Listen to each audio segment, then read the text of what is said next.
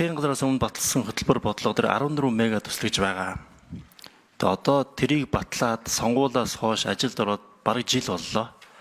Тэгээ энэ дээр төслүүдтэй холбоотой үр ашигын, эренбийн, ач холбогдлын тооцоо судалгаа хийгээд одоо ямар нэгэн байдлаар эренбит дараа нь өөрчлөгдсөн байдал эсвэл хасагдах гэж байгаа нэмэгдсэн ч юм уу тиймэрхүү өөрчлөлт байгаа юу? Бүгднийг ингээд баталсан чигээрээ ингээд цаашаа явах юм уу? Эсвэл ямар нэгэн тодтгол хийж өөрчлөх юм уу? Олон улсын байдал, эдийн засгийн дотоод байдал, гадаад дотоод орчин, нөөц, санхүү хөрөнгө оруулалт бүх юм өөрчлөгдөж байгаатай холбоотой. Энэ дээр ямар нэг өөрчлөлт байгаа юу? Эсвэл тэр чигээр 14-өөр явах уу? Хоёрт нь улсын төсвийг алдагдaltaгүй батална гэд батлуулчихсан.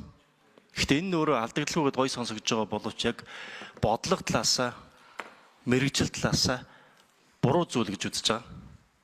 Улсын төсвийн бодлого чи өөрөө алдагдaltaтай байх, ашигтай байхаараа л дамжиж хэрэгждэг болохоос биш алдагдaltaгүйгээ таалагдчихад хэрэгтэй юмаа санхүүжүүлж чадахгүй, хэрэггүй зүйлд мөнгө өрөөд байхыг хэлэхгүй. Тийм болохоор энэ дээр цаашдаа ингээд алдагдaltaгүй гэдэг дээрээ ингээд яваад байх юм уу? Тэр ингэх юм бол төсвөөс биш төсвийн гадуур дахиад төсөв бий болох хандлага ийм юунууд төрөөд байна л да. Янз янзын зөв буруу шийдлүүд хөрөнгө оруулалтын ч вэ, урсгал зардлын ч вэ.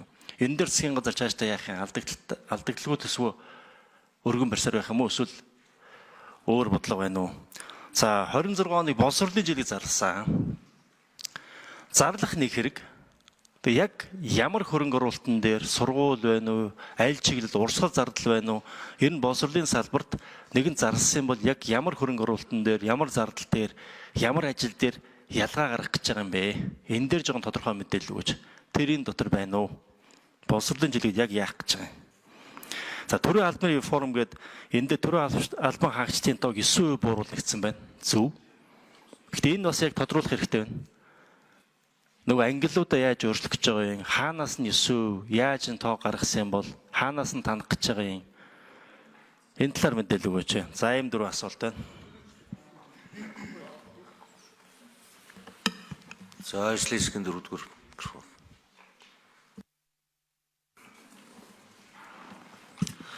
За найдлын гишүүний асуултанд хариулъя. 14 мега төсөл хэвээр үргэлжилж байгаа.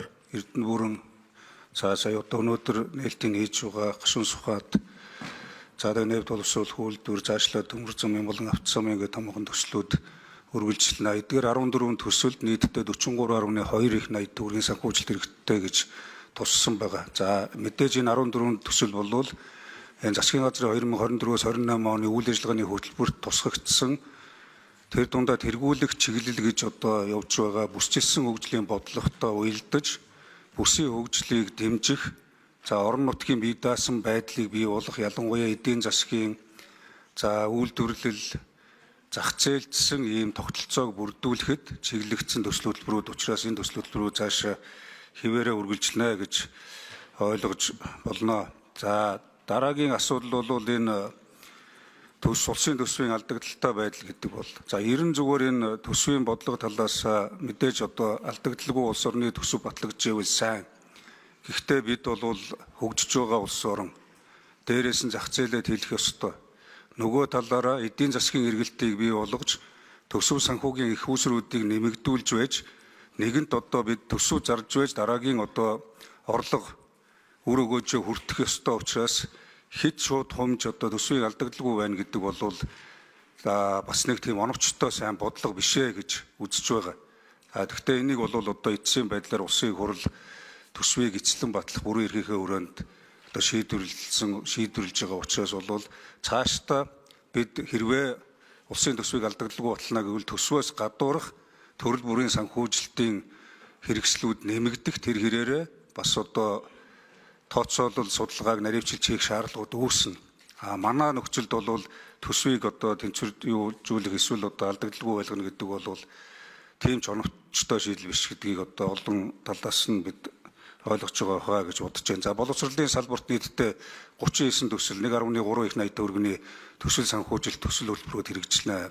Энэ төсөл хөтөлбөрүүдээс за ерөнхийдөө бол одоо энэ эрхчил ялангуяа энэ боловсролын реформыг хийх, боловсролын жилийг 26 он болгож зарлсантай холбогдуулан 102 цэцэрлэг 95 сургууль энэ одоо 32 95 сургууль тэрнээс 32 нь эх жил ашиглалтанд орно гэсэн ийм одоо төлөвлөгөө юутай хэрэгжилттэй явж байгаа. Боловсролын жилийг одоо бид бас ялангуяа энэ эрдэм боловсролтой Монгол хүнийг дэмжих ирээдүйд илүү өрсөлдөх чадвартай бүс нутаг олон улсад үлдээн зөвшөөрөгдсөн мэдлэг тэр дундаа хөрвөх чадвартай өрсөлдөх чадвартай ийм Монгол иргэнийг хүмүүжүүл төлөвшүүлж боловсруулахад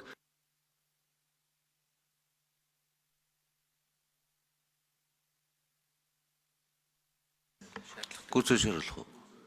За ажлын хэсгийн 4 дугаар. За энэ одоо төсвийн зарим баггүй хувьд бас тавигдж байгаа. Жишээ нь үндэсний баялагын сангаар дамжуулж хуримтлалын нэрийн дансан төвлөрүүлэх одоо хөрөнгө төсөл хөтөлбөрүүдээс энд ажиллах хүчин оролцооны төвшин за ПИСА олон улсын үнэлгээг бид одоо цааш нь ахиулах гэх мэтийн ийм олон ажлууд нийгмийн баталгаа багш нар одоо боловсролын салбарын ажилтны албан агчдын нийгмийн баталгааг хангах ялангуяа хүн төвтэй нийгмийг цогцлоох гэдэг одоо энэ засгийн газрын үндсэн зорилтыг хэрэгжүүлэхэд цааш нь одоо олон төрлийн төсөл хөтөлбөрүүдийг хэрэгжүүлэн зөвхөн боловсролын салбарын одоо асуудлыг сургууль цэцэрлэгээр хэмжихгүйгээр энэ орон сууц багш ажилтны албан агчдын оюутан сурагчдын одоо дотуур байр гэх мэт төсөл хөтөлбөрүүдэд тодорхой хөрөнгө оруулалтуудыг тавьсан байгаа.